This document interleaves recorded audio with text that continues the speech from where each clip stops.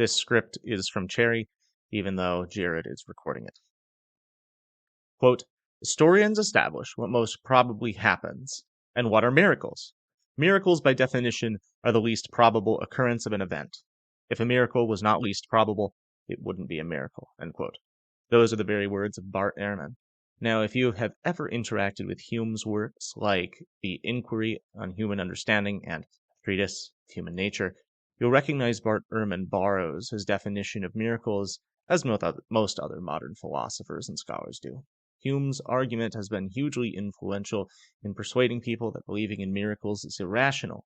You might assume that Ehrman arrived at his conclusions about the Gospels containing several errors, being unreliable, and recording myths apart from any Humean influence.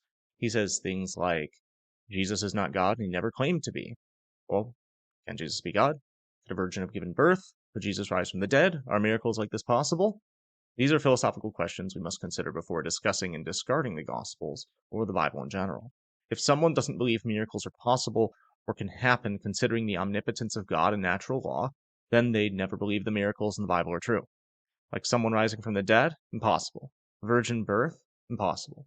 All these things appear impossible and absurd for someone who believes miracles are not possible. Now, to be frank, I couldn't find any work on miracles by Bart Ehrman, but there's a book he recommended titled The Case Against Miracle. Definition of miracles.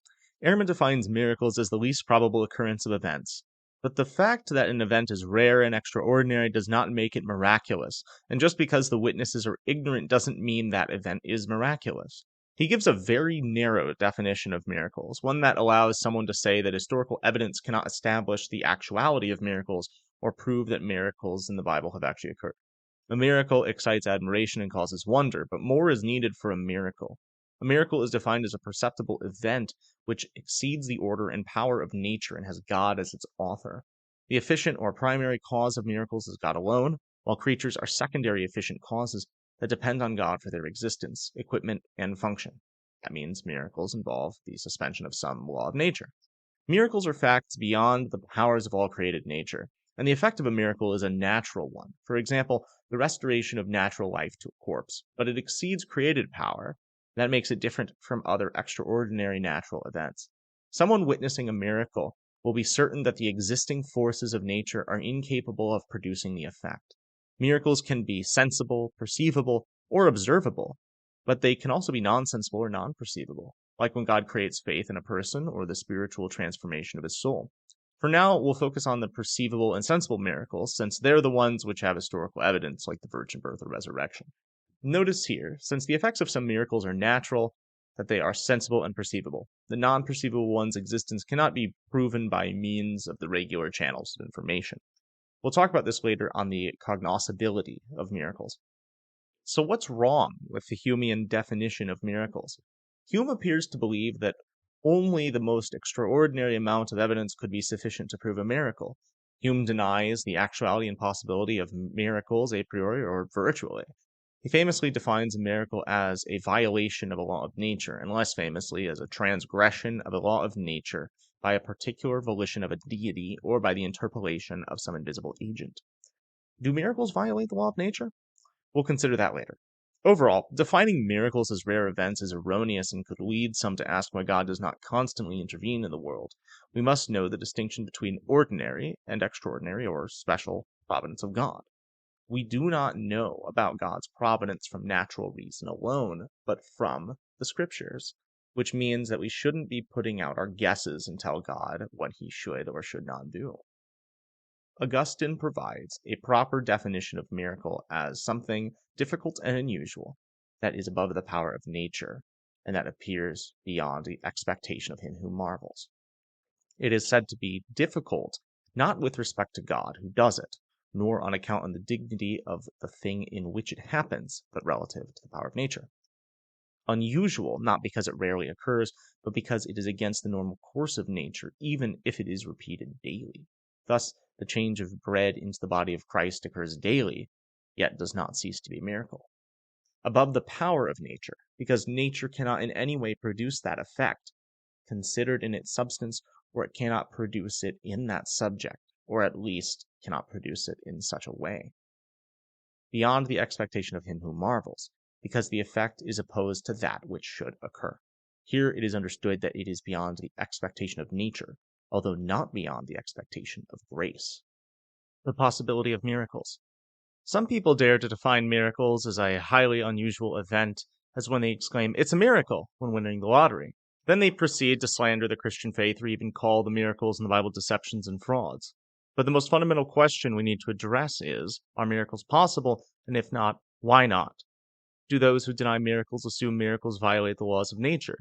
The pantheists deny the possibility of miracles. For them, nothing outside of, or above, or contrary to nature exists, since God himself is all, and there's only one substance. The deists, as a rule, assert that God has indeed created the world, but after, he leaves it entirely to the forces and laws of necessity, which nothing can abrogate or alter. Materialists admit of no supernatural being at all. God, providence, and miracles have no place in these systems. Many physical scientists also deny the possibility of miracles by claiming a miracle is a violation of nature's inflexible laws, and to admit the possibility of that would be tantamount to the destruction of science. Locke and Kant admit the possibility of miracles in principle, but deny them in practice. They say that what man calls a miracle is really a natural event, only that he doesn't and cannot discover those natural laws and causes that govern the phenomena. If miracles were impossible, the reason would rest either in God or in the laws of nature. Ultimately, neither is the case. Miracles are possible. The reason doesn't lie in God. Miracles would be impossible for God if they would imply some kind of imperfection in him, but that's not the case.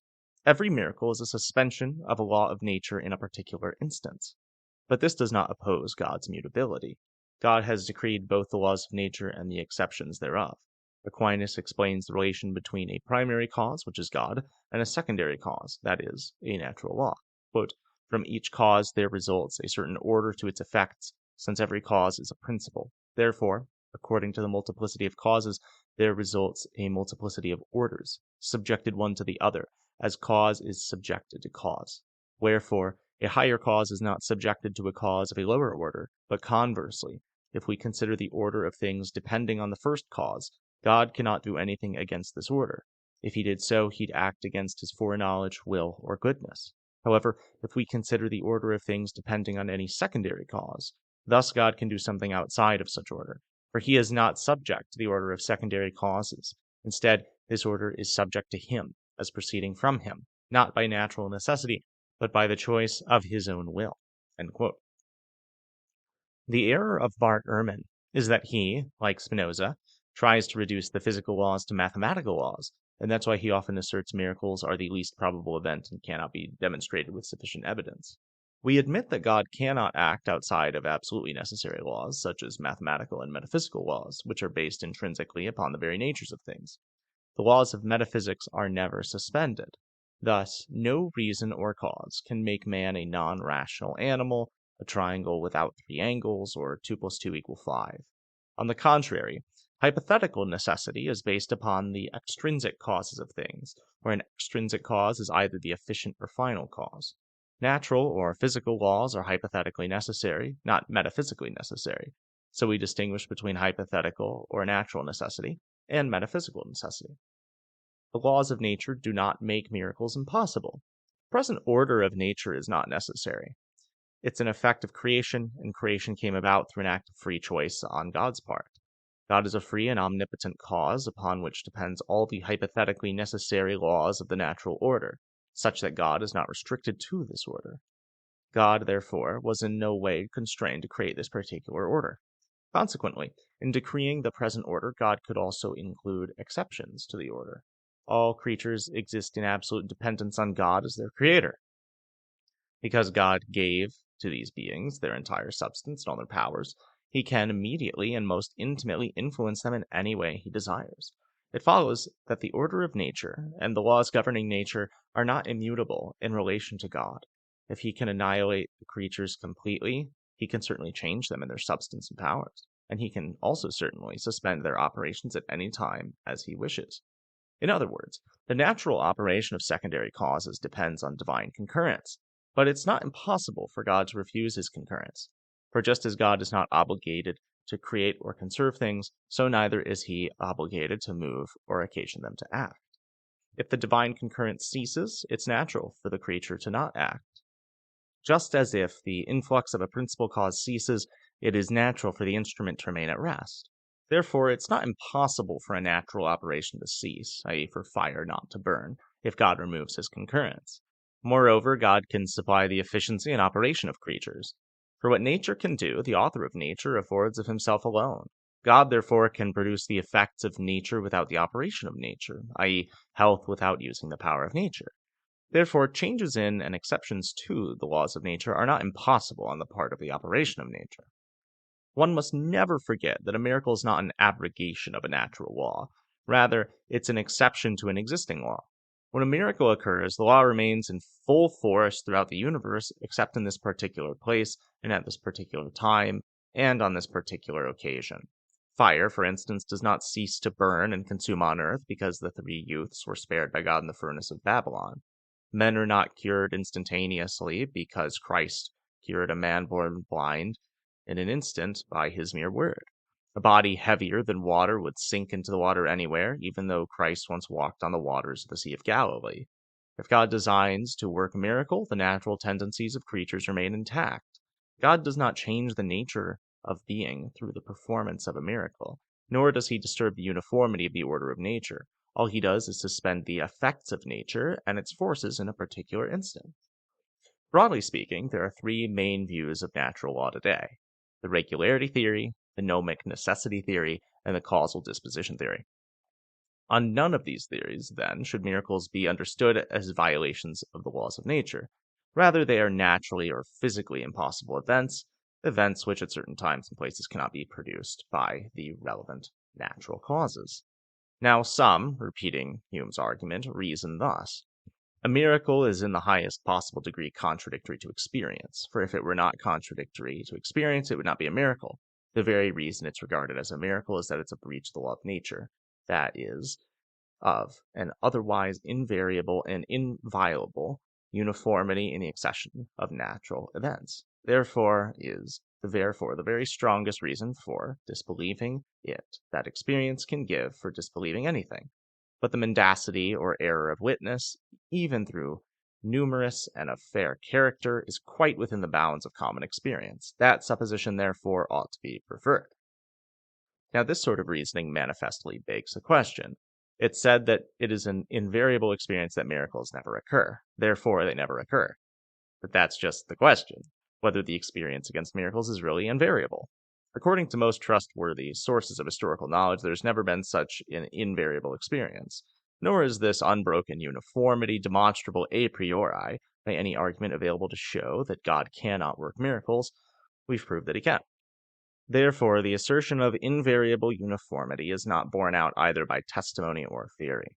Hume maintained that however strong the evidence might be in favor of any miracle, there was always stronger evidence against it, and that every miracle was contradictory to the reason and experience of all ages. That's something Bart Ehrman drums into his audience. To attempt to prove a priori that miracles are impossible, as is usually done, is the height of folly and presumption. To quote him, "Firm and unalterable experience has established these laws." End quote. Like Hume, the sensualists believe that induction only gathers probable conclusions, and generally most philosophers cast doubt upon the principle of causality or deny final causes and reject the idea that there are physical laws in the world. Bart Ehrman follows in the footsteps of these philosophers. He once said, quote, "There are no laws written down somewhere," etc. So for Hume and Bart Ehrman, the measuring rod is experience, and they are not really concerned about natural law when it's defined as a principle of acting constantly and uniformly. On the other hand, evolutionists and determinists claim that the laws of the world are immune from all contingency and possess an insuperable necessity such that they admit no exception. Here's our first argument for natural laws. Premise 1. A physical law, or a law of nature, is a principle of acting constantly and uniformly. Premise 2. But in the world there is a principle of acting constantly and uniformly. Conclusion, therefore, a law of nature exists. We raise another argument. Premise 1. All admit that there is a true and infallible science regarding many physical things. Premise 2. But the infallibility and certitude of the physical sciences is founded upon the laws of nature. Conclusion, therefore, the existence of the laws of nature cannot be cast into doubt. After establishing our argument for natural or physical laws, we ought to know they are contingent and necessary hypothetically. Although the physical laws or natural laws are contingent on the primary cause or necessary being, they imply a certain necessity. Natural laws are the object of scientific certitude. Otherwise, modern scientists will have a hard time observing and experimenting in our world. So physical laws must be at least in some way necessary. But this necessity must not be confused with the necessity of metaphysical laws, because the necessity of metaphysical laws is that kind of necessity which does not undergo any mutation or exception, whereas the necessity of physical laws does not exclude all exceptions or suspension.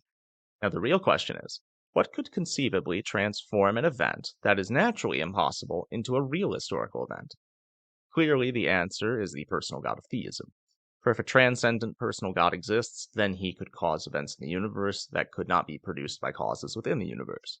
Given a God who created the universe, who conserves the world in being, and who is capable of acting freely, miracles are evidently possible. The cognoscibility of miracles. Now, the intrinsic possibility of miracles is thus established.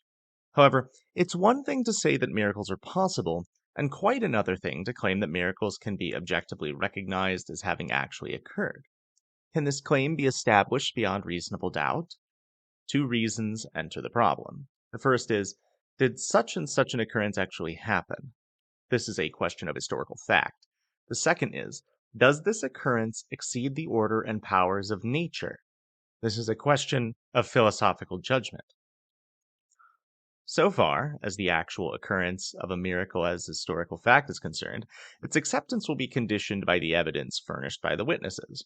All events, whether miraculous or not, are on equal footing as historical facts. They depend entirely on the competence of the witnesses, and this competence is determined by their knowledge of the facts and their trustworthiness as witnesses. Since a miracle is a perceptible event, the knowledge required is simply the knowledge obtained through ordinary observation. The miraculous character of an occurrence may present a more serious problem of philosophical judgment. For this judgment, knowledge of the cause of the event is necessary. If the cause is a natural force, the event itself is natural. But if a natural force cannot have produced the observed effect, the event is miraculous. Some thinkers, especially some scientists, claim that men can never know that a miracle has occurred because some hidden force of nature may have produced the effect. In order to be certain, they say, man would have to know all the forces of nature, and such a knowledge man can never acquire. This is an extravagant demand, one which these scientists never apply to their own field of research. All that's required is knowledge of the pertinent forces, and man may have this knowledge in many instances. For example, decomposition of the body and rigor mortis are true signs of the death of a person, and they are readily observable. Suppose they're present. Death has most certainly overtaken the organism. Everybody, especially the scientist and physician, knows that no pertinent natural force can restore the life to the corpse. The restoration of life to a dead person, therefore, cannot be the effect of a natural power. The laws involved in the decomposition of a dead body are all at a much more fundamental level, at least at the level of biochemical and thermodynamic processes, and perhaps the level of interaction of fundamental particles. If, then, this dead person is restored to life, the restoration must be judged a miraculous event. So my conclusion is, in order to discern miracles from merely natural events, it's not necessarily positively to know fully all the powers of nature and their efficiency. It is sufficient to know them negatively, and this is manifest to most people. Therefore, miracles can be discerned from natural events by most people. Again, Bart Ehrman, as always, would persist asking, well, what serves to distinguish a genuine miracle from a mere scientific anomaly? Here, the religio-historical context of the event becomes crucial. A miracle without a context can be inherently ambiguous. But if a purported miracle occurs in a significant historical religious context, then the chances of its being a genuine miracle are increased. For example, if the miracles occur at a momentous time, like a man's leprosy vanishing when Jesus speaks the words, "Be clean," and do not recur regularly in history, and if the miracles are numerous and various, then the chances of their being the result of some unknown natural causes are reduced. Moreover, in Jesus' case, his miracles and resurrection ostensibly took place in the context of and as the climax to his own unparalleled life and teachings, and produced so profound an effect on his followers that they worshipped him as Lord. The supernatural explanation is given immediately in the religio-historical context in which the event occurred. Jesus' resurrection was not merely an anomalous event occurring without context. It came as the climax to Jesus' own life and teachings and serves as the divine vindication of Jesus' allegedly blasphemous claims for which he was crucified. We therefore have good reason to regard Jesus' resurrection as truly miraculous. As Hume notoriously argued, perhaps it is always more rational to believe that some mistake or deception is at play than to believe on the basis of testimony that a genuine miracle has occurred. This conclusion is based on Hume's principle that it is always more probable that the testimony to a miracle is false than that the miracle occurred. But Hume's claim is doubly erroneous. First, it fails to take into account all the probabilities involved. Stimulated by Hume's original argument against miracles, there arose a discussion among probability theorists over what evidence is required in order to establish the occurrence of highly improbable events. It was soon realized that if one simply weighed the probability of the event against the reliability of the witness, then we should be led into denying the occurrence of events which, though highly improbable, we reasonably know to have occurred. Probability theorists saw that what also needs to be considered is the probability that if the reported event has not occurred, the witness's testimony is still the same as it is. A further factor neglected by Hume is the remarkable increase in probability that results from multiple, independent testimony to some event. The cumulative power of independent witnesses is such that individually they could be more unreliable 50% of the time, and yet their testimony combines to make an event of apparent enormous improbability quite probable in light of their testimony. With respect to Jesus' resurrection, it may be difficult to know how independent some of the witnesses are, though in the cases of people like Peter, James, and Paul, independence is well established. But we have a similar accumulation of probability from the fact that the evidence of the empty tomb, post-mortem appearances, and the disciples' belief in Jesus' resurrection are themselves three independent lines of evidence pointing to the fact of the resurrection. For a detailed explanation of this, see Philosophical Foundations for Christian Worldview by J.P. Moreland and William Lane Craig. And on the knowability and possibility of miracles, please refer to Edouard Hugon's Cosmology. He deals with the issue in a succinct manner. There's unwarranted suspicion of eyewitnesses and testimonies, and that stems from Hume's gnoseological immanentism, where we only know our subjective perceptions, internal states of consciousness, and epistemological phenomenalism, which ends up in ontological agnosticism concerning the existence of the extramental beings of an extramental reality, and also a denial of the affirmation that objective metaphysical efficient causality truly operates among the beings of extramental reality. Simply, he believes that we do not know the real things of the external world, but only our subjective perceptions. If he had admitted metaphysical realism, he'd have been less suspicious and more realistic. Why can't he trust eyewitnesses and testimonies? Leaving out the comparison to the laws of nature and focusing on the alleged infirmities of testimony, Hume and the Humeans present arguments like the following. 1. Testimony is a kind of evidence very likely to be false. 2.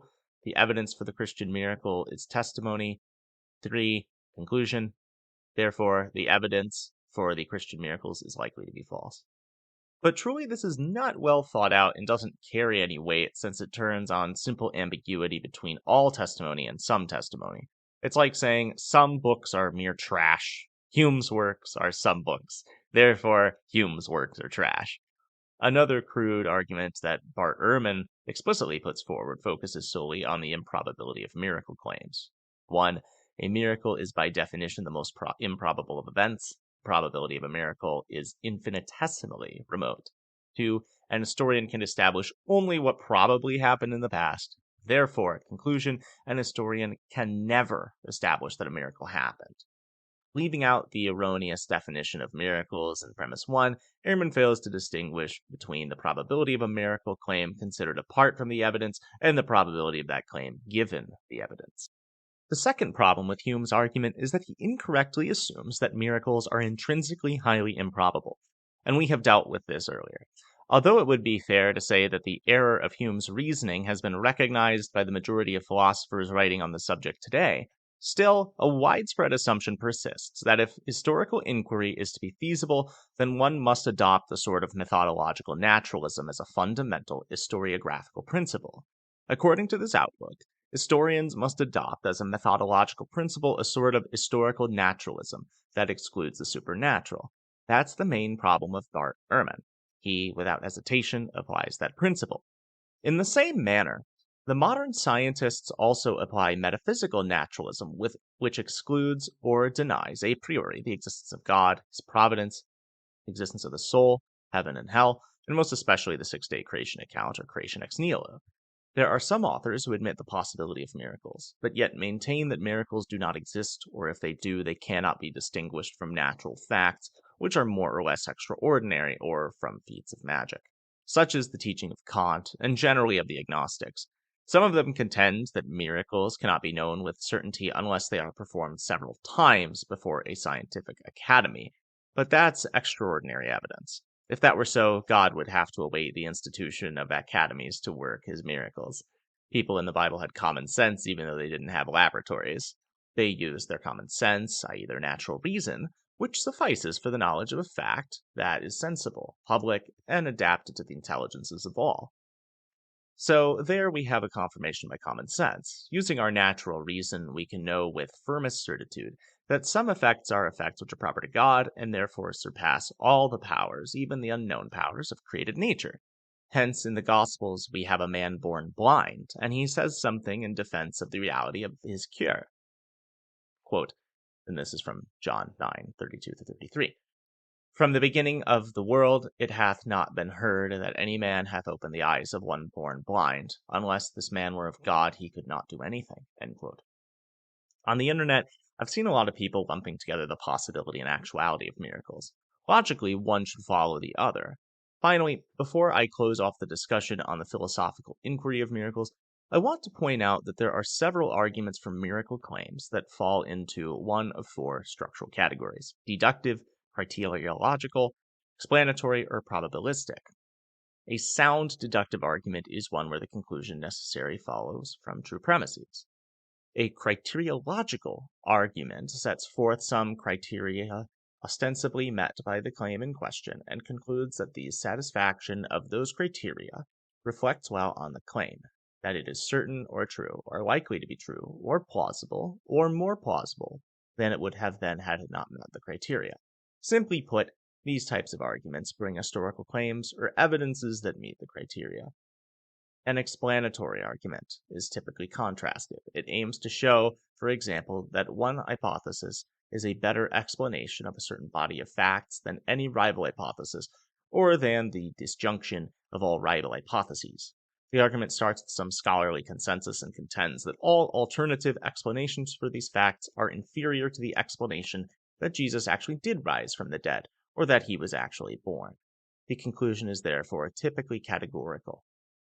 A probabilistic argument aims to show that the conclusion is more probable than not, or that it is more probable than some fixed standard, say 0.99, or that it is far more probable, given the evidence adduced, than it considered independent of that evidence. It employs the machinery of Bayesian probability and argues that some fact or set of facts renders the conclusion probable or significantly more probable than it was taken apart from those facts.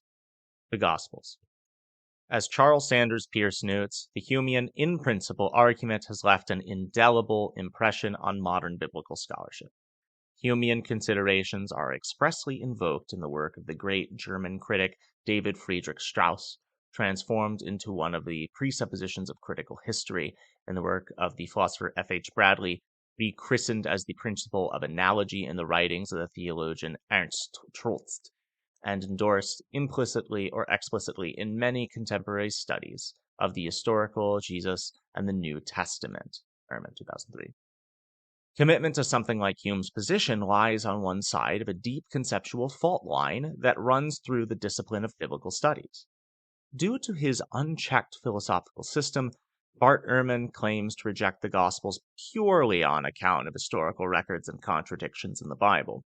The principle of non-contradiction says that nothing can at the same time exist and not exist, or it is impossible at the same time to affirm and to deny, or nothing can be at the same time possess and be without that same reality, or contradictories are incompatible.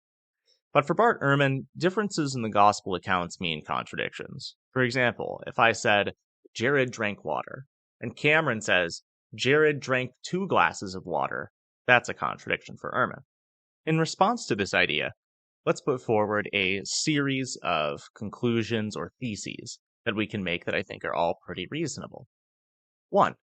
A distinction must be made between a difference, something that requires more than a passing glance to grasp fully, and a contradiction, something that is said to be both true and untrue about a given person at a certain time at a certain place. 2. Verbal inspiration does not always mean that the writers quoted verbatim every time they recorded what a person said. Sometimes one writer quotes word for word, and another summarizes the substance of what was said. This is a difference, but not a contradiction. 3. The order of recording does not always reflect the order in which things transpired. Matthew tends to give the accounts of miracles by grouping several things together. Luke tends to tell about the miracles in the historical order in which they happened. This is a difference, but not a contradiction. 4. The fact that one of the synoptic writers omits a detail does not mean he denies or is ignorant of that detail. When one writer omits a detail that another includes, this is a difference, but not a contradiction. 5. Different emphases do not mean that the writers had different theologies. 6. For the sake of brevity, a writer may simply present the substance of an event, as Matthew often does, while the details of the account are provided by another writer.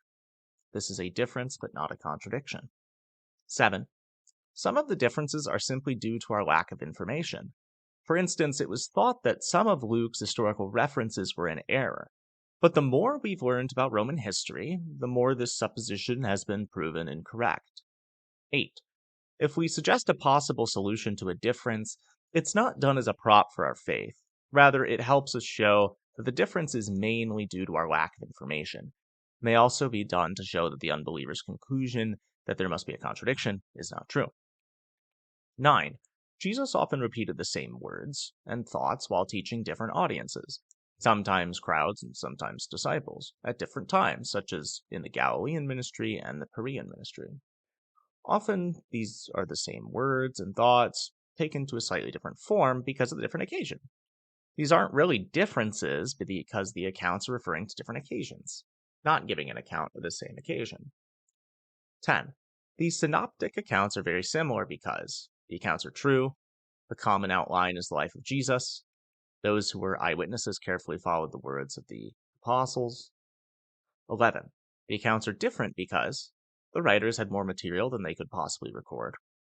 Each was writing with a different purpose and selected material accordingly, and each had a different writing style. So to conclude, Bart Ehrman attempts to appear as a sophisticated scholar who finds many contradictions in Scripture, but many of his arguments against the Christian faith ultimately reduce to the idea that Scripture is a collection of works that are copies upon copies, that miracles are impossible, and that Scripture is contradictory. I believe we have shown that at least some of that is false, and we have the tools to show that the rest of it is as well. That's all I have for today. Thanks for watching. The peace of the Lord be with you all. Hey everyone, thanks for watching another Scholastic Lutherans video. If you'd like to support us, you can follow us on Twitter at Gerhard's Ghost, or contribute on Patreon at Scholastic Lutherans. There you'll get access to our Telegram chat and other perks. Links can be found in the description. Subscribe, like, or leave a comment, and have a nice day.